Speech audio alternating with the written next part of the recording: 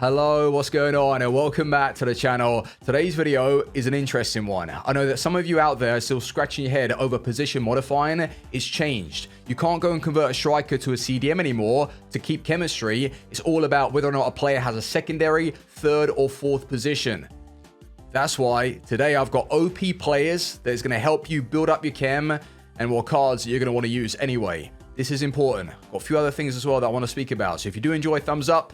And let's go. So one thing I want to quickly explain is that on FIFA 22, remember if you were in a situation that you wanted to use two left wingers in the same team, you could go and convert a left winger to like right wing and keep him on like 7 chemistry. Well, you're not going to be able to do that anymore if a player doesn't have that secondary position. But that's in like the extreme case. I'm sure there's going to be a lot of variety for you boys to go and build your teams with. But one thing as well that's important is that the 4-3-2-1 formation on FIFA 22 had a left forward and a right forward, or this year I'm being told has 2 center forwards. So if you can find strikers that have a striking position as well as a center forward, that's going to be really OP. Just in case, like when you're building your teams, you want to bring in 1 or 2 cards, you're going to need to find the formations to best suit everyone's position. Well, that goes without saying, but you get what I mean.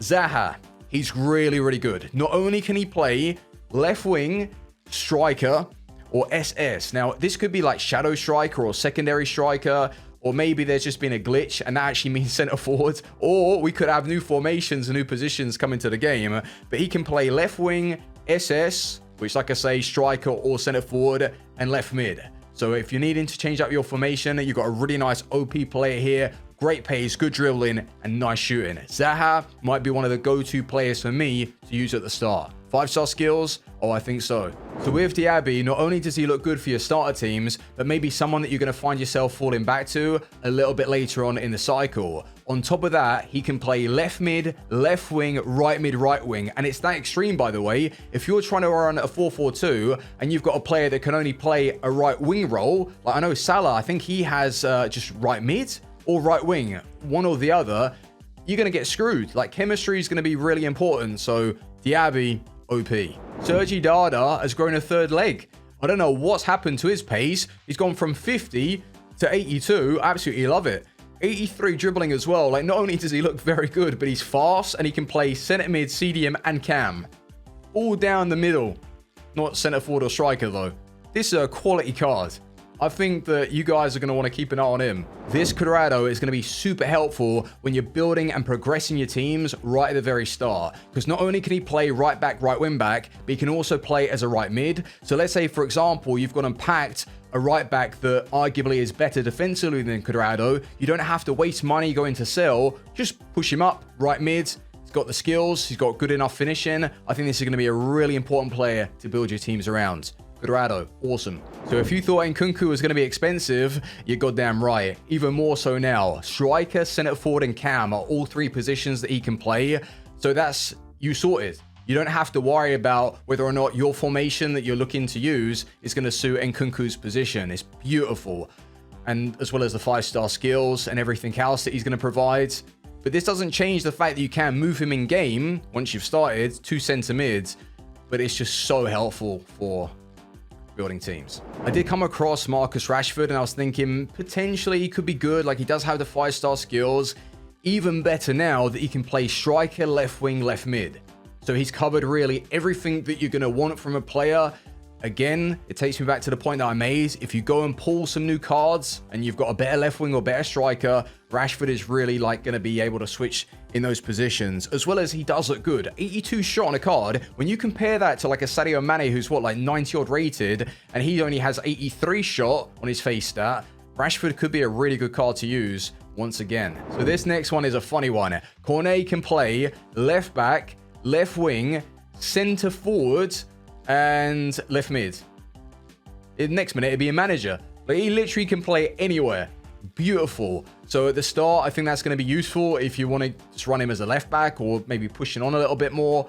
And then as a center forward, you never know. Like, I think he looks fine. Like literally day one sort of player. Dan Juma, not only does he look very good going off of face stats, the 88 pace is the standout, as well as the 81 shot. On an 82 overall, very, very nice actually. But he can play left mid, left wing, as well as striker. So he has central formations covered, wide formations, and I can see him getting used quite a bit. And if a lot of people don't understand the whole secondary third position when building teams, you might be able to take advantage of this early on, buy the correct players, and sell them for a premium. I like it. Matthias Kunia was a really good option last year for a discounted price. You're basically getting the quality from a 60, 70,000 coin card when it comes to finishing, a bit of dribbling and speed for next to nothing. You might have to pay 7,000, 10,000 coins, and he can literally play striker, cam, left mid, and either SS or center forward. I think SS is actually center forward and they've just made a mistake on the database, but that's really nice. All positions pretty much covered. He's your man. So at the start of FIFA 22, on my RTG, I was using Canales religiously. What he was able to offer in the midfield, you just got that dribbling, the speed, and a little bit of finishing as well. But this man can play everywhere, like left mid, right wing, I think it's right mid as well, and center mid. So any formation. And I think even with a little bit of that speed, you could push him as a right mid, but maybe not like ideal, just as that starter formation and convert him in that central area. More as like an attacking overlapping center mid. That's how I usually use Canales. There are going to be far better players just to defend with, but dribbling, ball control, I like him. So whenever I'm watching Brighton play, Trossard is one of those standout players for me. Super technical, good amount of speed as well. And I feel like on FIFA 23, they're going to play on this a little bit because of how well Brighton have been doing. Well, Potter's left now.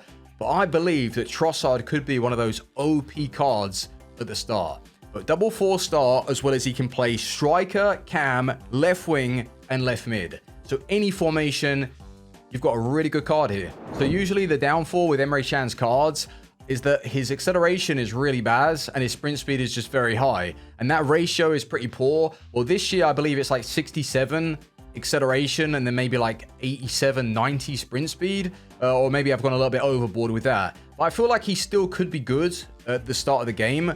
But you look at his positions and he can play CDM centre mid as well as centre back. And I think that could be very useful, not only right now, but when he starts receiving promo cards, if you want to go down that route, he could be a quality option for making super nice hybrids. Last FIFA, I didn't really see too many people run Depay in their teams, even though his face stats are always super well balanced, and nothing's changed here. Like 84 shot, 86 dribbling, I think he could be really good. But one thing to note is that his weak foot is usually like 2-star, so maybe that's going to put you off just a little bit. But I could interest you a little bit further, okay? So he has center forward, left wing striker. So if you want to play a 4-3-2-1, a 4-1-2-1-2, 4-3-3, you get the idea. He can play all those positions and he helps with chemistry. So good player, good chem, and some nice stats with 5-star skills. So although Zielinski is limited to 2 positions, center mid and cam, I still believe he's going to be one of the best players to go for, not only just at the start, but as you're building up your squad. Really nice. I'd play him center mid personally as the attacking option overlapping. He looks great. So it's the same for this beast, Benassia. He can play 2 positions, center mid CDM, but he's probably even better than Zielinski. Well, no, he is. Look at that card. That is basically a De Jong type player that can dribble, that can defend, that's got good speed as well. How many of you boys can link him up with like Tomori, Rafael? A lot. This card is going to be the go-to. I really believe it. If you're building a Serie A side, you're going to want him. Deulofeu for me has always been a fantastic, reliable option to give you that really nice, light, Vinicius Junior type feel on the ball, but with a good bit of pace and okay finishing. And he can play center forward and striker. So any of those central formations, he's got you covered. And he's going to be very good. Well, he better be. Otherwise, I ain't going to use him. Ezac doesn't only just look good, but he makes me really question whether or not EA have brought in positions and different formations to FIFA 23. Because they have him down as a striker, a center forward, and an SS. So if it was glitched and SS just meant center forward, why do they have center forward and SS side by side? 3 positions for Ezac. Keep an eye on this player. Good dribbling, 5-star weak foot, and speedy. So maybe some of you are overlooking that it's going to be really important to have a player that can play center mid and CDM, because there'll be certain builds that you'll think, oh man, like I'm going to have to change up my whole formation just to get him on the max chemistry. Well, Anguissa has you sorted for center mid and CDM, as well as 86 stand tackle, good speed, like mad physicals. He's going to be like OP. This is one of those like Guendouzi type players, or Sissoko back in the day, is a very nice option to use. So if you're going down the Serie A route, look at him. And the last one I have for you is always a fantastic option to use, Muriel. Fantastic speed, really good shooting as well, and that dribbling isn't too bad. Well, 86 is quite high. And he can play the same positions as Ezac, striker, center forward, and this mystery SS position. But by the way, if you want to see my starter team, I'm thinking of putting together some real OP ones for the RTG. If you want me to leak them and give you some advice, then let me know in the comment section. Drop a thumbs up, drop a comment, and I'll get that out in the next few days. But thanks for watching. Thumbs up. I'll see you soon. Team out. Peace.